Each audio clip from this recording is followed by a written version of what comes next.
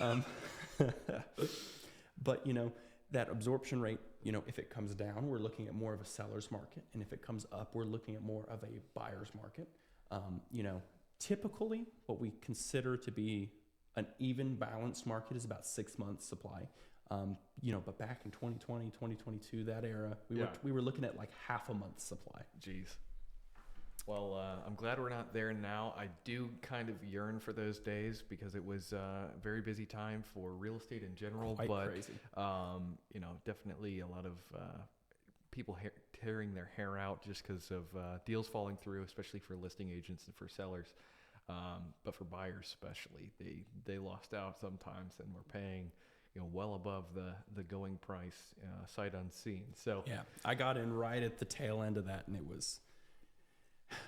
Yeah. It was a bunch of frustration. Yeah, no, 100%, man, 100%. So just so, I want to make sure I'm on the same page with you. So absorption rate is how many months it would take for all of the current listings on the market to sell if no other listings were added, right? That's exactly. If we dammed up the river going into the pond, how long would it take for the rest of the pond to drain?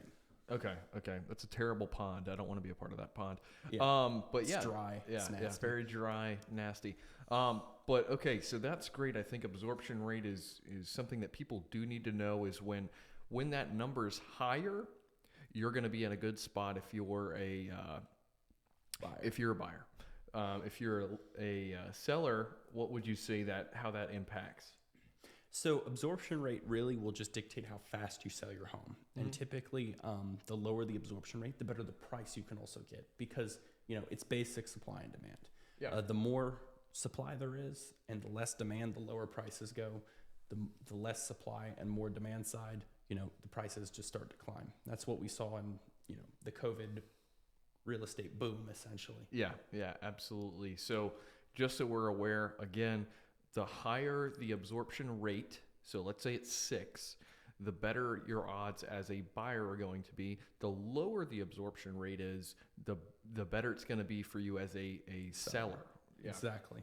Okay, so cool. It's the pulse of the market. The pulse of the market. Here we are talking about bodies of water. All right.